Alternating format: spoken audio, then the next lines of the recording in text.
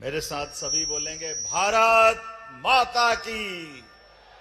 भारत माता की।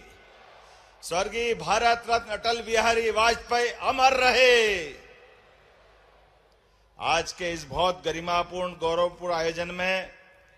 Abhyuday Madhya Pradesh growth summit के माननीय मुख्य अतिथि और हमारे सबके आदरणीय यशस्वी गृह मंत्री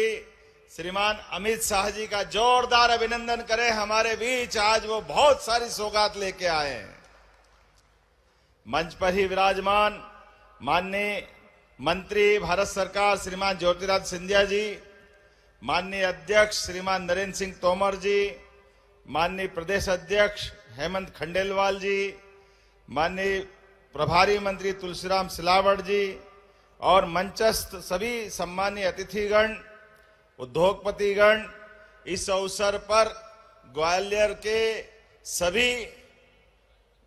प्रबुद्ध नागरिकगण, आमंत्रित अतिथिगण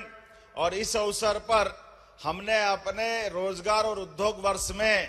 जिनको हमारे अपने विभिन्न योजनाओं से अलग अलग प्रकार के रोजगार के अवसर उपलब्ध कराए, ऐसे हमारे प्यारे प्यारे भाइयों बहनों, दोनों हाथ जोड़ के आप सबको प्रणाम करता हूं, आपका अभिनंदन करता हूं। आज के इस अवसर पर हमारे लिए सौभाग्य की बात है, स्वर्गीय राजमाता सिंधिया जी की ये नगरी, भारत रत्न अटल बिहारी वाजपेयी जी की जन्मस्थली और उनका जन्म शताब्दी वर्ष, सच में अटल जी के बारे में, उनके खास करके राष्ट्र नीति के शिखर पुरुष, राजनीति के अजात शत्रु, भारत रत्न स्वर्गीय अटल बिहारी वाजपेयी जी की 101वीं जयंती पर मैं कोटि से नमन करता हूं, श्रद्धापूर्वक स्मरण करता हूं। अभी 2 दिन पहले ही माननीय गृह मंत्री जी हमारे आदिवासी अंचल में हमने 2 नए मेडिकल कॉलेज धार और बैतूल में देकर के ये जो उद्योग रोजगार वर्ष के अलावा विकास का जो पहिया लगातार चला रहे हैं, एक के बाद एक लगातार सौगात पे सौगात मिल रही है। मुझे इस बात की प्रसन्नता है, मध्य प्रदेश की 8.5 करोड़ जनता के लिए आपके माध्यम से जीआईएस के आधार पर भोपाल में जब हमने उद्योग रोजगार और उसके अवसर पर यह संकल्प लिया था कि हमारे राज्य के अंदर सभी क्षेत्रों में रोजगार के अवसर उपलब्ध कराएंगे, जिससे महिला, युवा, गरीब, किसान सभी वर्गों का कल्याण करने के लिए माननीय प्रधानमंत्री श्रीमान नरेंद्र मोदी जी ने जो 4 श्रेणियां दी है, जोरदार अभिनंदन श्रीमान नरेंद्र मोदी जी का करें, हमारे अपने यशस्वी प्रधानमंत्री का,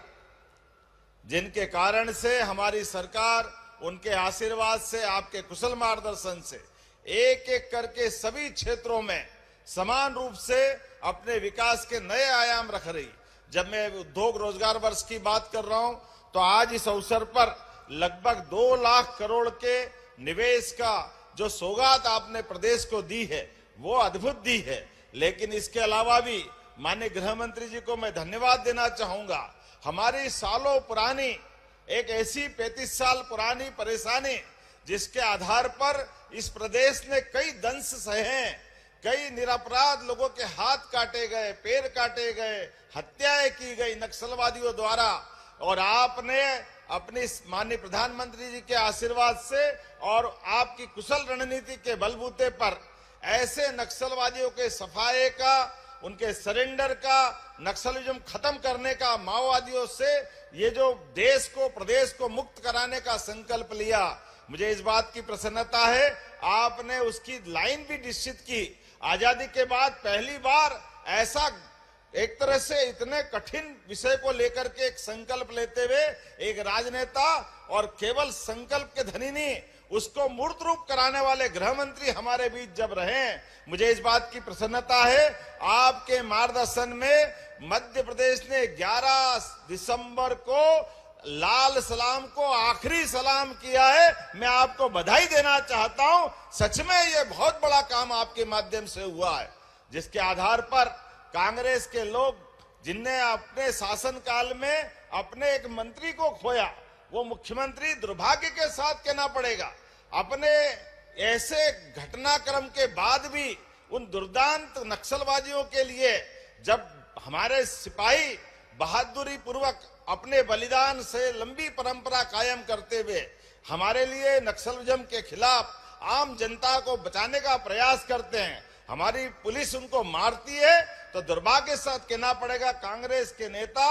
ऐसे नक्सलवादी के मरने पर शोक व्यक्त करते हैं, पुलिस की निंदा करते हैं। बड़े दुर्भाग्य के साथ कहना पड़ेगा, आज अटल जी की धरती पर जब हम याद करते हैं ऐसे सारे चीजों को, लेकिन मैं इस बात के लिए अटल जी का वो स्वप्न जब उनने भाजपा के बनने के साथ बंबई के अधिवेशन में डिक्लेयर किया था, और अटल जी ने तो पूरा जीवन हमारे अपने इस राष्ट्रवादी विचार के लिए समर्पित किया। राष्ट्रीय स्वयंसेवक संघ के शताब्दी वर्ष में हम अटल जी की जन्म जयंती के अवसर भी इस आधार पर, जब गरीब वर्ग के लिए, युवाओं के लिए रोजगार का इतना बड़ा निवेश लेकर के लगातार आगे चल रहे हैं, लगभग 8.5 लाख करोड़ से ज्यादा का निवेश आज मध्य प्रदेश के अंदर लगने जा रहा है। तो ये हमारे प्रधानमंत्री जी का विजन और जनता के प्रति जन कल्याणकारी भावनाओं के आधार पर हमारी सरकार के एक के बाद एक सौगातों पे सौगातें देने का ये निर्णय भी है, और आप सब साक्षी भी बने हैं।